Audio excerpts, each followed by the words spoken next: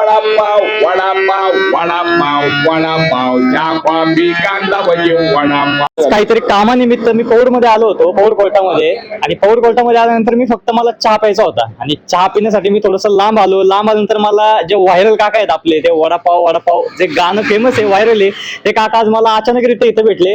आणि त्यांना भेटून त्यांच्या गाण्यासारखा त्यांचा पण स्वभाव गोडच आहे हे मला आज कळलं. आणि धन्यवाद, तुम्ही असंच खूप म्हणजे भारी काम करताय. एवढ्या वयामध्ये पण त्यांचा हा व्यवसायाचा म्हणजे एक काय म्हणतात त्याला, एक धैर्य आणि सामर्थ्य म्हणू शकतो सोशल मीडियामध्ये व्हायरल व्हायचं. एकदम भारी. वडापाव वडापाव वडापाव वडापाव चहा कॉफी कांदा भजी वडापाव. मिसळ पाव कांदा भजी बटाटा भजी मिरची भजी गोड भजी पाव चहा कॉफी कांदा भजी वडापाव. वडापाव वडापाव वडापाव वडापाव चहा कॉफी कांदा भजी वडा. तुम्ही एक मिसळ खाल्ली, तुम्ही 10 जण आणणार. एक वडापाव तुम्हाला गरम द्या. धन्यवाद माझ्या हॉटेलला, धन्यवाद.